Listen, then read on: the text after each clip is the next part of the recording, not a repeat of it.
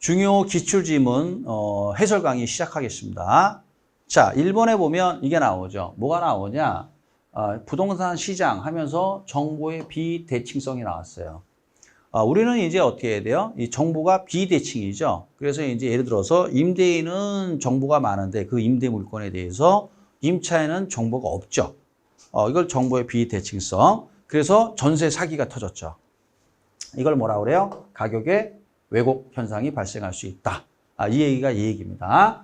이건 이제 그러니까 여기에 관련된 부동산의 특성은 개별성입니다.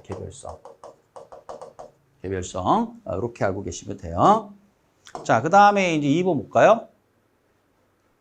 자, 부동산 시장은 장기보다 단기에서 공급의 가격 탄력성이 작으므로 단기는 상당히 공급이 비탄력적이죠.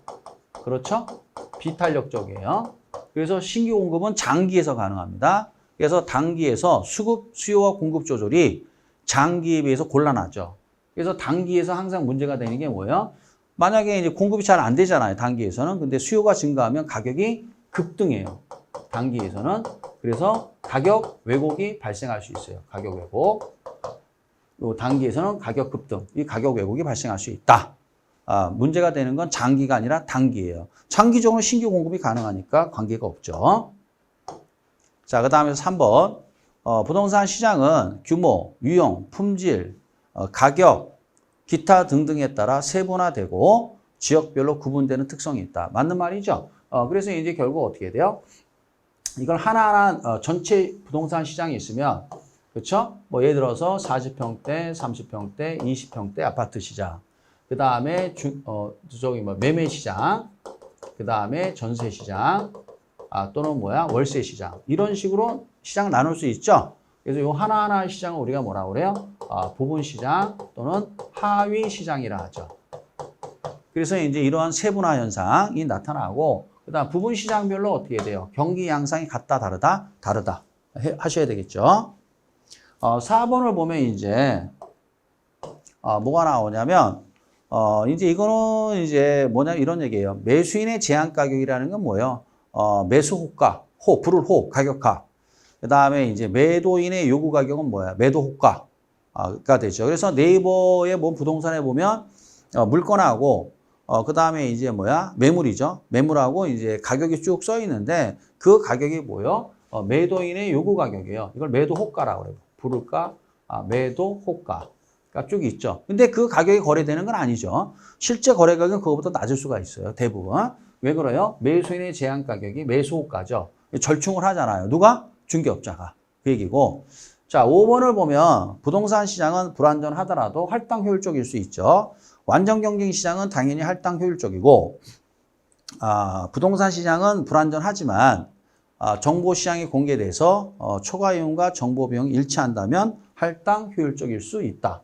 그래서 이제 있다, 없다 하면 안 돼요. 이 표현이 우리 시험에 아주 여러 번 나왔어요.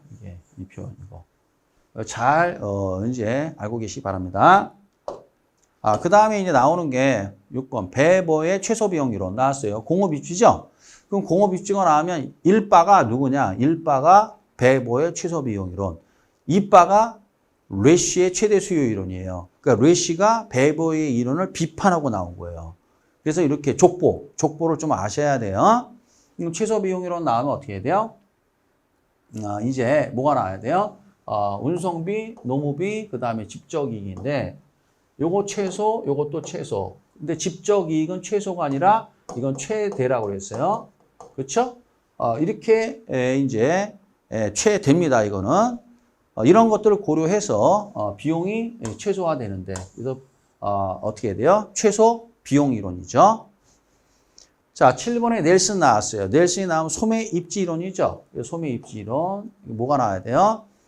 특정 점포가 최대 이익을 얻을 수 있는 매출액을 확보하기 위해서. 매출액은 매출액인데 최대 이익입니다. 조심하셔야 돼요. 매출액은 매출액인데 무슨 이익? 최대 이익. 최대 이익을 얻을 수 있는 매출액. 얻기 위해서 어떤 장소에 입지해야 되느냐. 소매 입지 이론이죠. 자, 그 다음에 이제 해리스루만의 다핵심 이론 나왔죠? 이거는 어떻게 돼? 해리스만의 다핵심 이론은 중심 업무지가 하나다, 여러 개다. 도심과 뭐가 있다? 부도심이 있다. 이게 나와야 되겠고요. 그 다음에 이제 9번에 보면 PIR이 나왔나요? PIR이라는 게 뭐냐면 PIR, Price to Income Ratio거든요. 그래서 분모는 주택 수요자의 소득, 분자는 주택 가격이에요. 그래서 이 수요자의 소득의 몇 배가 주택 가격이냐 이렇거든요. 우리나라 지금 장기 평균이 이게 12예요. 12. 장기 평균이.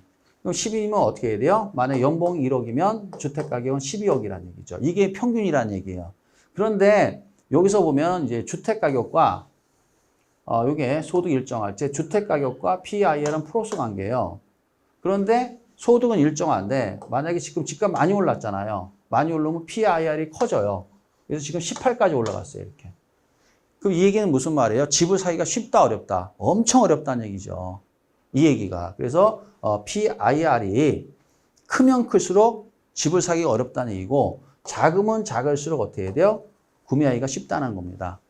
알겠죠? 그래서 PIR은 작은 게 좋은 거예요. 소득이 일정할 때 집값이 상대적으로 싸니까.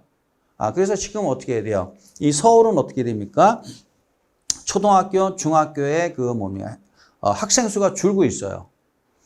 뭐 물론 출산율이 떨어져서 그런 것도 있지만 더 근본적인 이유는 뭐예요? 집값이 비싸서 그래요, 서울이. 그러니까 다 대부분 어디 이사 가요? 경기도 외곽으로 나가잖아요.